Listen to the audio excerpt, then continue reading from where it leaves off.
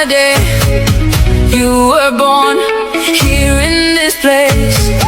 You belong, you've been this brave all along. What broke you once? Pilih siapa, negara mana? Saya pilih Brasil, saya pilih Portugal, saya pilih Argentina. Assalamualaikum warahmatullahi wabarakatuh. Perkenalkan, nama saya Fahri Nasrullah Karim. Dan ini teman-teman saya. Perkenalkan, nama saya Syahrul Kadir. Dan saya Taufik Kamil Mauduto. Baik, pembahasan yang pertama, yang dimana adalah geopolitik dan konflik yang akan benar-benar terjadi.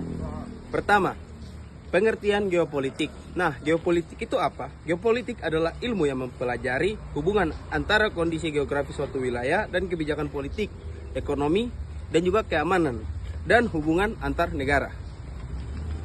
Contohnya konflik pada Pilkada Kota Gorontalo tahun 2013. Pemilihan wali kota Gorontalo pada tahun 2013 diwarnai perselisihan antar politik. Sengketa hasil pemilihan, penyebabnya persaingan politik. Kedua, ketidakpuasan terhadap keputusan penyelenggaraan pemilu, yaitu penyelesaian melalui jalur hukum, pengawasan pemilu yang lebih transparan. Ketiga, pendidikan politik bagi masyarakat dan peserta pemilu. Nah, dari situ kita bisa diambilkan kesimpulannya, yaitu konflik di Gorontalo umumnya berkaitan dengan ekonomi, lahan, dan politik.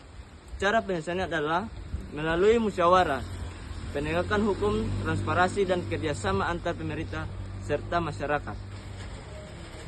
Lanjut, pembahasan kedua tentang bela negara tanpa senjata, yang dimana bela negara tanpa senjata adalah usaha warga negara untuk mempertahankan dan memajukan bangsa tanpa menggunakan kekuatan militer.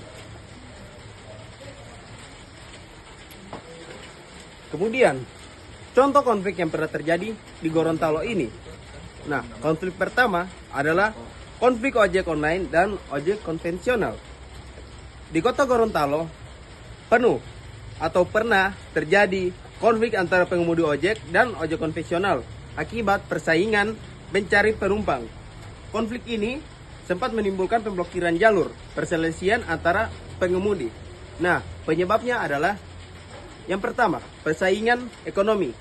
Di Gorontalo ini bisa dibilang ekonomi itu sangat susah untuk dicari. Makanya para ojek online dan ojek konvensional ini sering merebut atau mengambil hak untuk mengajak pelanggan. Kemudian penyelesaiannya adalah yang pertama, mediasi oleh pemerintah. Yang kedua, dialog antar kedua pihak. Dan yang terakhir adalah penyusunan aturan operasional yang disepakati bersama. Yaitu kesimpulan dari pembahasan tadi, bela negara tanpa senjata dapat dilakukan dengan cara belajar, menjaga persatuan, dan menaati aturan. Nah, pembahasan yang keempat ini, kita akan membahas mengenai suara untuk yang rentan. Adalah upaya untuk memberikan kesempatan kepada kelompok yang kurang memiliki akses atau kekuatan untuk menyampaikan pendapat, kebutuhan, dan hak mereka.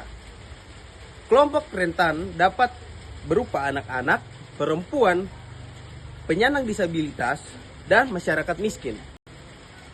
Tujuannya agar semua orang mendapatkan perlakuan yang adil dan hak yang sama dalam masyarakat. Contohnya, konflik di Gorontalo adalah sengketa lahan antara masyarakat dan perusahaan atau pihak tertentu terkait kepemilikan dan pemanfaatan tanah. Penyelesaiannya, yang pertama melakukan musyawarah antar pihak yang berselisih. Yang kedua, melibatkan pemerintah sebagai mediator.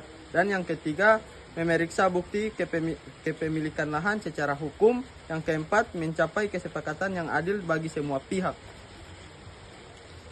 Dan kesimpulan yang bisa kita ambil dari materi ini ialah suara untuk yang rentan penting agar semua kelompok masyarakat dapat menyampaikan hak dan aspirasinya.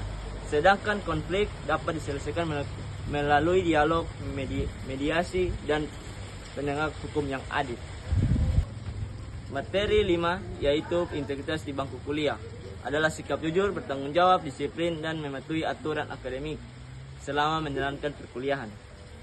Integritas akademik mencakup kejujuran dalam mengerjakan tugas, ujian, penelitian, dan tulisan karya ilmiah. Contoh, tidak mencontek, tidak melakukan plagiat, dan bertanggung jawab atas pekerjaan sendiri. Nah, contoh yang kita akan ambil dari materi yang kelima ini adalah konflik pertambangan di Pohuwato.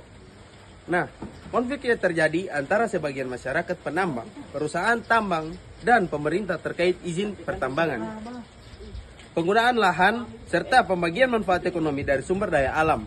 Pada tahun 2023, ketegangan ini bahkan memicu aksi demonstrasi besar yang berujung pada perusakan dan pembakaran beberapa fasilitas pemeliharaan di Pohuwato. Penyebabnya apa? Yang pertama, sengketa lahan dan wilayah tambang. Yang kedua, perbedaan kepentingan antara masyarakat, perusahaan, dan pemerintah. Dan yang ketiga adalah ketidakpuasan terhadap pengelolaan pertambangan dan kompensasi. Penyelesaian konflik yaitu yang pertama dialog dan musyawarah antar semua pihak, yang kedua mediasi oleh pemerintah daerah dan DPRD. Ketiga, penyelesaian masalah perizinan dan hak masyarakat secara transparansi.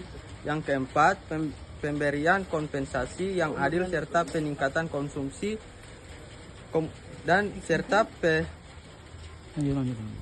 pemberian kompensasi yang adil serta peningkatan komunikasi dengan warga. Sekian dari kami. Terima kasih.